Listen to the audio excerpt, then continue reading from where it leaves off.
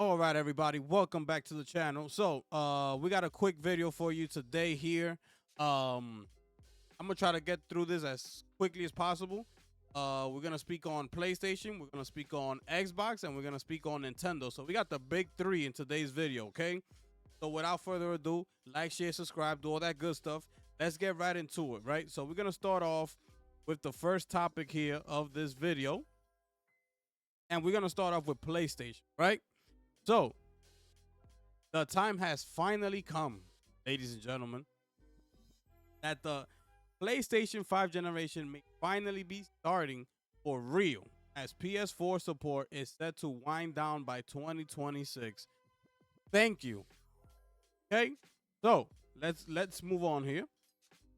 The PlayStation 5, Xbox Series X and S generation has been the longest cross-generation period to date, making players feel like the actual new generation never truly began. But next year may mark the end of this long period, with multiple developers looking into dropping PlayStation 4 support.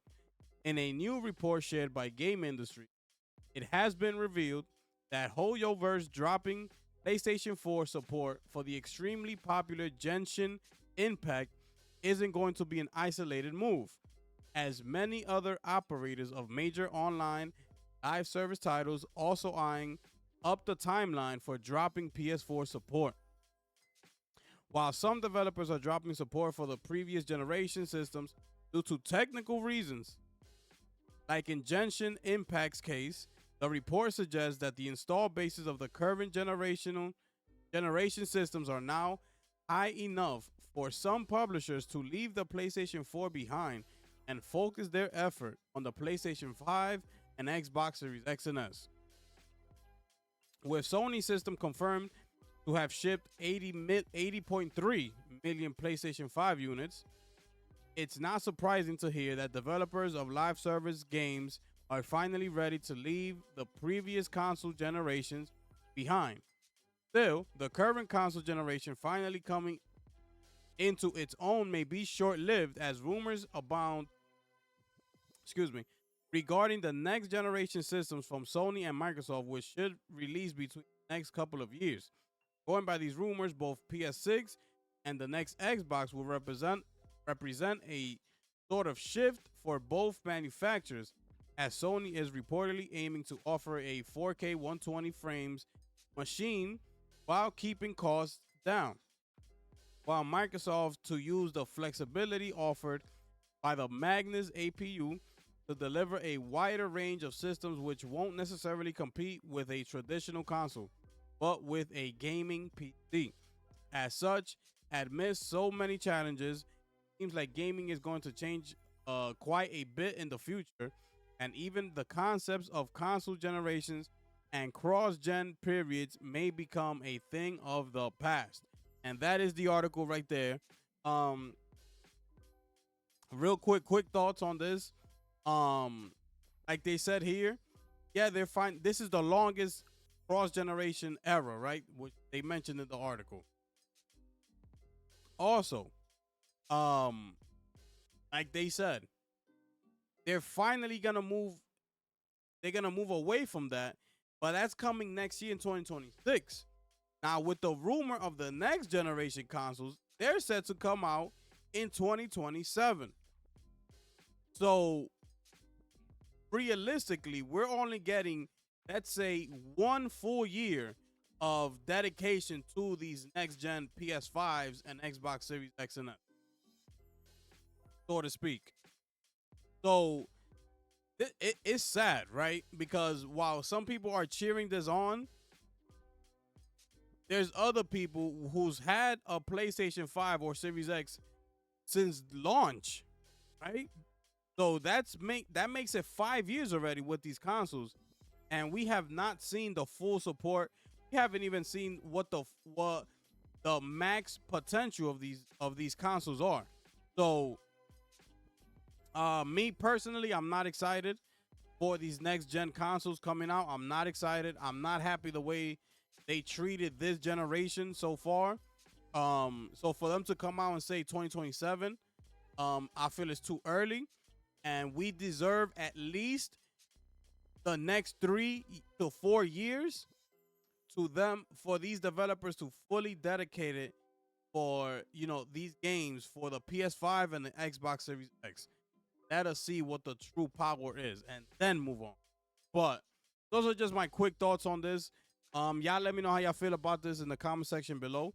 Okay, we're gonna keep moving to the next topic here. We're gonna start talking about Nintendo Switch 2. So, like we see here, this is also in WCCF Tech.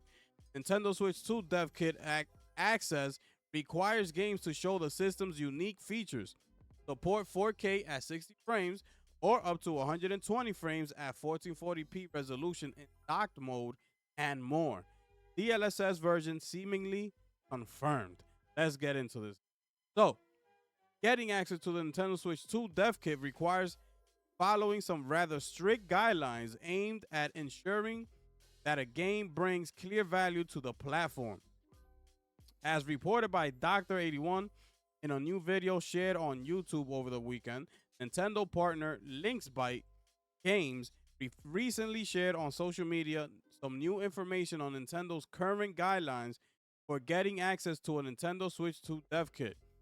Simply porting a game over from the original system or any format does not automatically grant publishing rights on the new system, as every game, even from existing partners, must be individually approved, with approval only being given to games that showcase the capabilities of the system by taking advantage of its features, including 4K support at 60 frames or up to 120 frames at 1440p resolution in docked mode, implementing game chat and mouse controls, supporting HD Rumble 2 and game share, and more.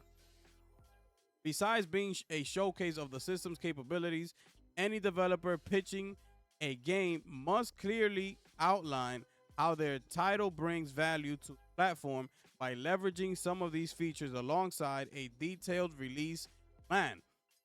Besides revealing the above details regarding Dev Kit access, Linksbyte Games also revealed that the Nintendo Switch 2 seemingly supports NVIDIA's DLSS 3.1. Although the version number nowadays doesn't mean a whole lot, given the different components of the upscaler, such as super resolution and frame generation, which are not necessarily supported at all times, it was being speculated that the system used some lightweight version of NVIDIA's tech with no direct correspondence to the different versions of DLSS seen in countless PC games. So this sort of confirmation could be kind of interesting for a lot of reasons, although the upscaler is not being used much, at least by first-party titles, okay?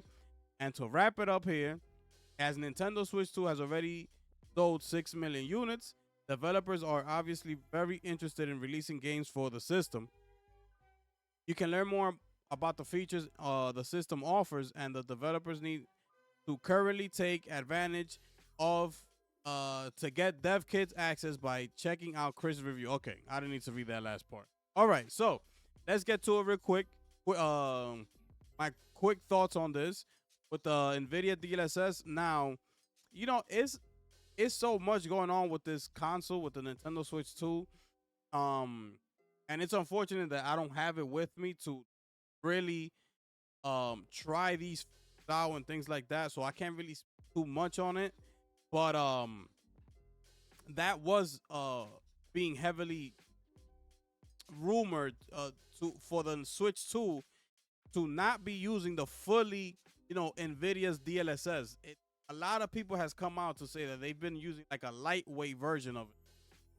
Again, I don't have it in house, so I can't really like attest to that.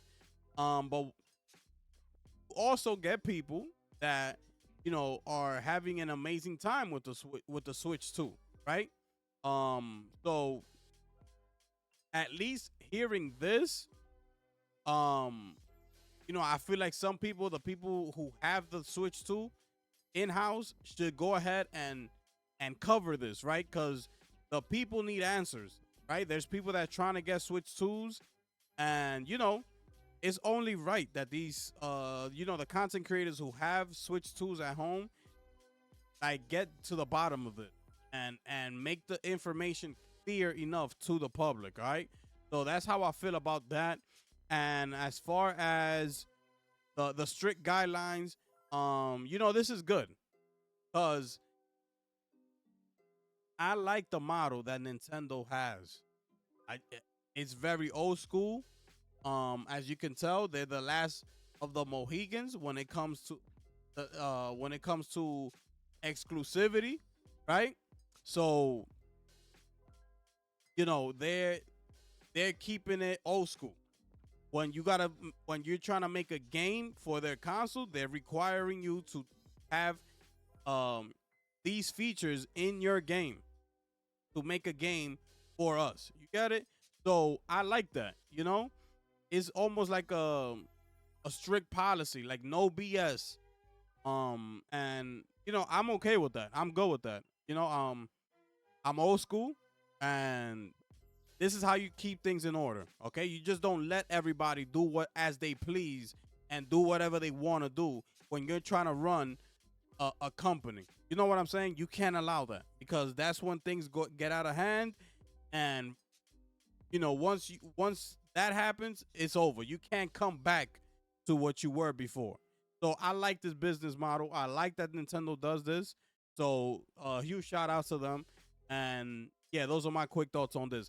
Let's move on to the next topic here, which we're gonna switch over to Xbox. Okay, so if you haven't heard by now, the new Helldivers 2, what you call it, trailer dropped this morning. Okay, which hinted at Halo, Halo 3 ODST content being teased for Helldivers 2 when it is released on Xbox this August the 26th, ladies and gentlemen. Okay, we're gonna watch this trailer here together. Let's get hype, okay, and let's see what this is all about. All right, let's get it going here. Rated M for mature.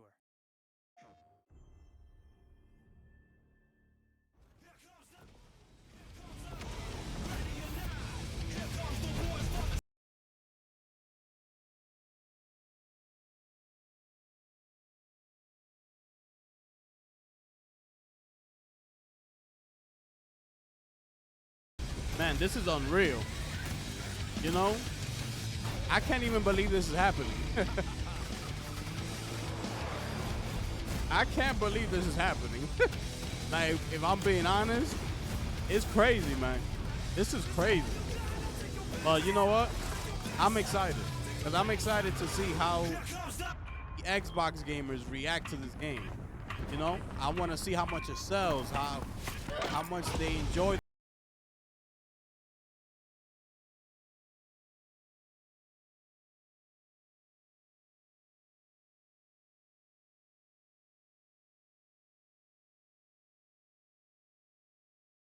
And here we go.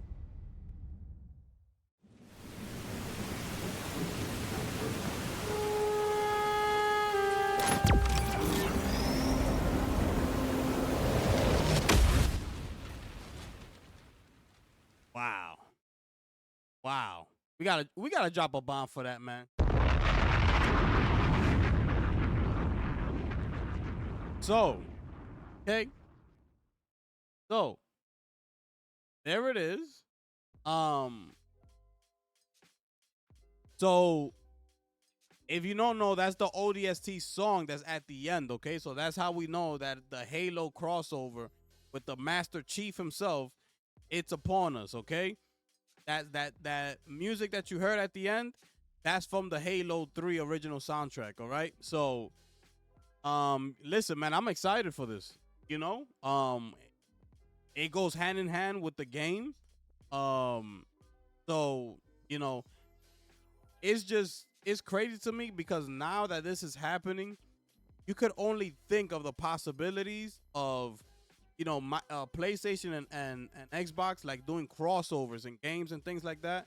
So it's good. It's gonna be a fun time. I can't wait for everybody to Xbox gamers to get this game. And get in there. I will be playing as well. And I hope to see some Xbox gamers there. You know, I'm a level 150, so I'm all the way up there. So, you know, if I could help certain people and things like that, it's gonna be fun. It's gonna be a lot of fun, man. And I just can't wait to see the Master Chief, you know, body armor, because I'm getting that right away. Just so you know, okay? So that's it right there.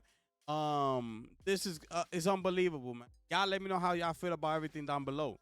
Real quick, just a quick reminder, okay? This very quick topic here. Keep in mind that Gamescom is happening this month, and it's set to be kicking off. You can see it right here, okay? Want to keep you updated on this because Gamescom is pretty big, all right? It's a big deal. So it's going to be on August 19th, and that's going to be 2 p.m. Eastern time, all right, which is my time. Now, you, wherever you at, set your time accordingly and make sure to pull up. We will be live streaming this event here. It is being hosted by our boy, Jeff Keighley. So shout outs to Jeff Keighley, and we will be there, all right? So make sure you put this in your calendars, and let's get it, people. All right, so that's going to wrap up the video there. Y'all let me know how y'all feel about everything that we discussed in this video here today, ladies and gentlemen. With that being said, thank y'all so much. It is your boy, the gifted one, people. I'm going to catch y'all next one. I'm gone.